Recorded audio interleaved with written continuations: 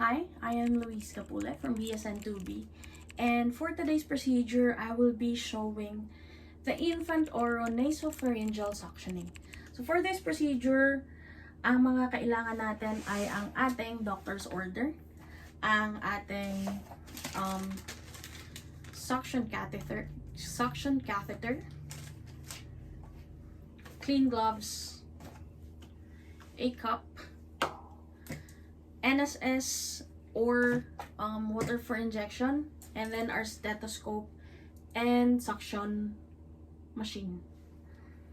To start our procedure, we have to do our assessment. So for our assessment, ang first step natin is to check our doctor's order. We have to make sure kung bakit indicated ang suctioning for the baby. We have to make sure na meron talagang order na pagsa-suction kay baby, merong doctor's order. And then we have to assess the baby itself. We have to assess yung rate and depth ng infant's respiration, yung breath sounds niya, kung normal ba, kung meron ba siyang abnormal breath sounds like wheezing, stridor, and our other abnormal breath sounds. And then yung chest movement niya, kung meron ba siyang mga retractions. And check natin yung pulse rate, yung overall skin color ni baby, yung mouth and yung nose ni baby for any secretions na meron siya if meron man. So check the baby's breath sounds.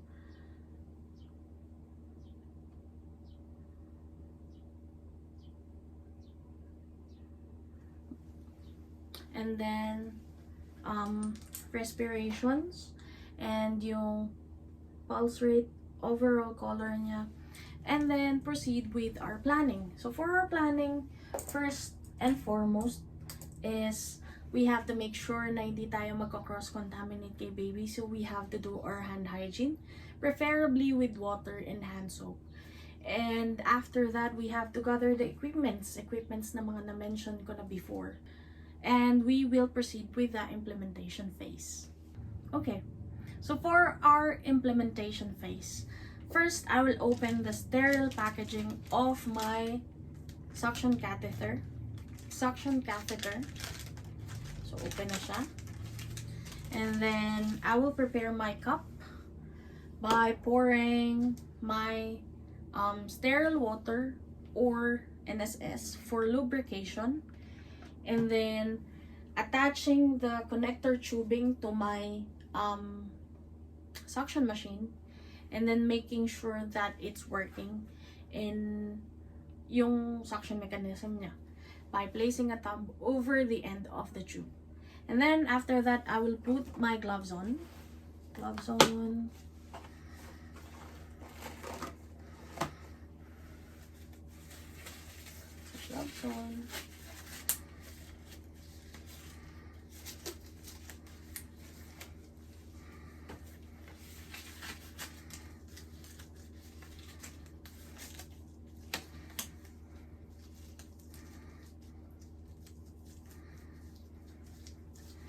Okay, so after putting my gloves on, I will place the baby in a bassinet, and then put him in a bassinet under a drop light, and then the baby must be in a Transdellenberg position.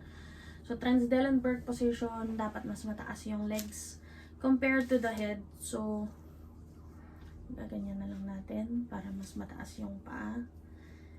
And his head is facing towards one side.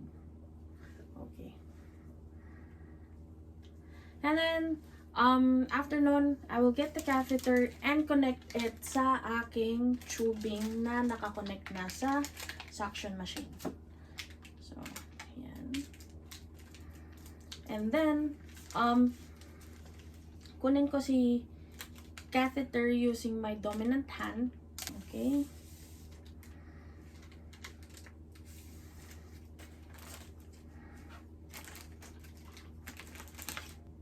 So, nakuha ko na si suction catheter. So, ang gagawin ko sa kanya is to test it sa aking cup na mayroong water for injection.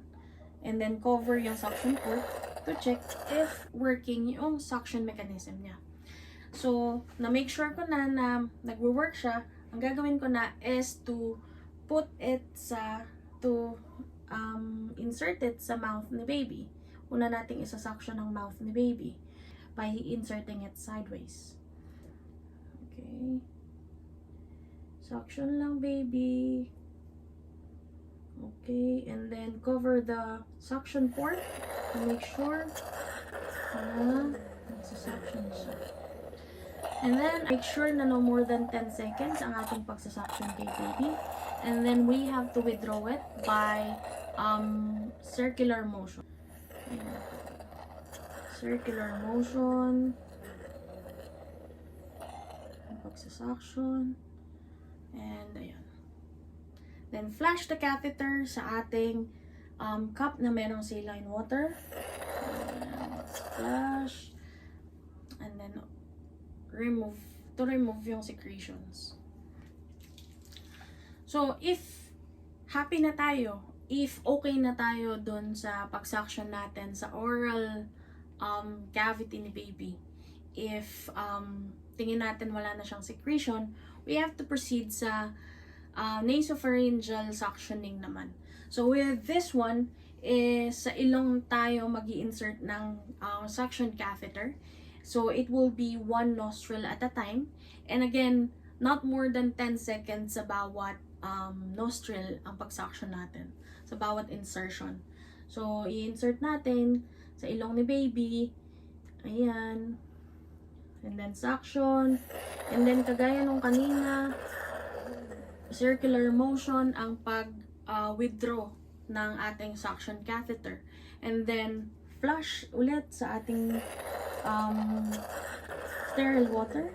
And then, flush the secretion, covering the suction port. And then, repeat lang din natin yung process up until maubos natin yung secretion and maklear natin yung airway ni baby. So, we have to turn off the suction and then listen to the breath sounds ni baby kung clear na yung airway niya. And if hindi pa, we have to repeat the process. And then remove the gloves. And then infant on his side.